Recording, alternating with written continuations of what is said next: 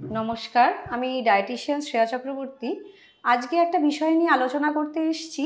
সেটা দেখবেন, যদি ডায়েট কেউ করতে চেয়েছেন তাহলে অনেকেই এই টার্মটার সাথে পরিচিত।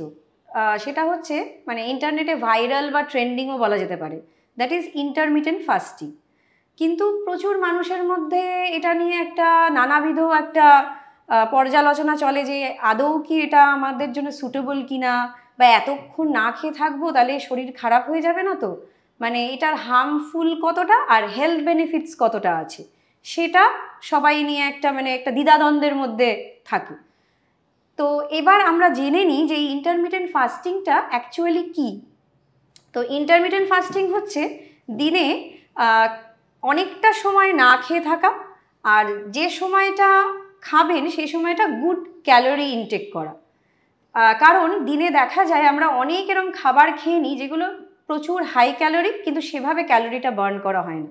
তাই চটজলদি বলা যেতে পারে, যদি ক্যালোরি বার্ন করতে চান তাহলে এই ইন্টারমিটেন্ট ফাস্টিংটা আপনারা ফলো করতে পারেন। তো এটার বিভিন্ন পদ্ধতি আছে যেভাবে এটা ফলো করা যায়।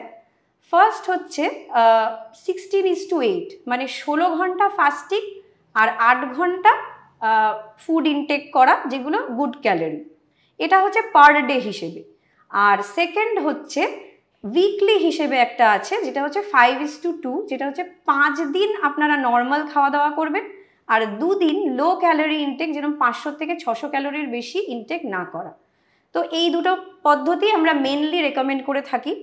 আর এটা অবশ্যই জানা উচিত যে ইন্টারমিটেন্ট ফাস্টিং কিন্তু অবশ্যই শর্ট টার্ম বলতে, যেরকম ধরুন 1-2 মাসে আপনারা ওয়েট লস করতে চাইছেন, তখন ইমিডিয়েট ক্যালোরি ডেফিসিট করে ইন্টারমিটেন্ট ফাস্টিং ফলো করে আপনারা ওয়েট লস করে নিলেন। আর এটাও দেখা গেছে যে রমজান মাসে যখন ইসলাম ধর্মীয়রা ফাস্টিং করেন, সেটাও কিন্তু 1 মাসের জন্যেই। আর আরেকটা জিনিস বলে রাখি এর মধ্যে বলা দরকার, যেরকম রমজান মাসে যেহেতু রিলিজিয়াস ব্যাপার, সেখানে জল ইনটেক করা যায় না, কিন্তু নর্মাল ইন্টারমিটেন্ট ফাস্টিং করবেন যখন, প্লেন ওয়াটার ইনটেক করতে পারবেন, তার মধ্যে কোনো যদি আর কিছু না মেশান, কারণ নর্মাল প্লেন ওয়াটারে কোনো ক্যালোরি নেই।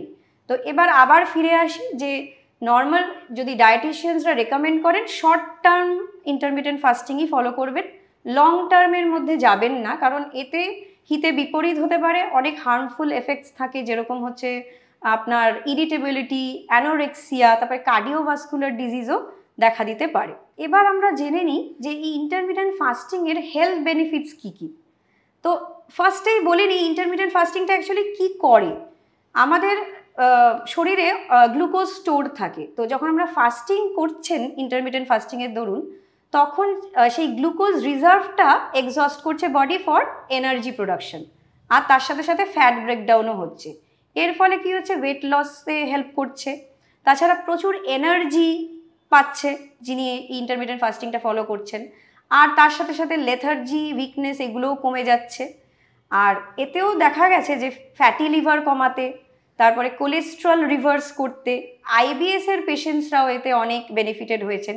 ইভেন টাইপ 2 ডায়াবেটিক যারা, তারাও যদি ইন্টারমিটেন্ট ফাস্টিং তাদের মেডিসিনাল হেল্পটা ডক্টরের কাছ থেকে আগে থেকে জেনে নিয়ে যদি করে থাকেন, দেখেছেন যে তাদের ডায়াবেটিসটাও কন্ট্রোল করতে সাহায্য হয়েছে। আর আরেকটা কথা বলে রাখি, কিছু কিছু মানুষকে এগুলো রেকমেন্ড করা হয় না। তো সেটা তারা কারা, তারা হচ্ছে যারা চিলড্রেন বিলো 18 ইয়ার্স তাদের, যারা প্রেগনেন্ট উমেন বা ল্যাকটেটিং মাদার্স, আর যারা হচ্ছে অ্যানোরেক্সিয়া বা ইটিং ডিসঅর্ডার যাদের মধ্যে আছে, অথবা যারা টাইপ 1 ডায়াবেটিস, যারা ইনসুলিনের সাহায্যেই তাদের চলতে হয়। তো এই সব পেশেন্টসদের আমরা বা মানুষদের আমরা না করি যে ইন্টারমিটেন্ট ফাস্টিং ফলো করবেন না। এবার বলে রাখি যে যখনই ইন্টারমিটেন্ট ফাস্টিং আপনারা ফলো করবেন ভাবছেন, এটার ডেফিনেটলি হেলথ বেনিফিটস আছে, কিন্তু অবশ্যই ডায়েটিশিয়ানের পরামর্শ নিয়েই এই ইন্টারমিটেন্ট ফাস্টিং ফলো করবেন। আর অবশ্যই short term, long term intermittent fasting is not recommended. So আজকে এই অবধি রাখছি। নমস্কার, ভালো থাকবেন, সুস্থ থাকবেন।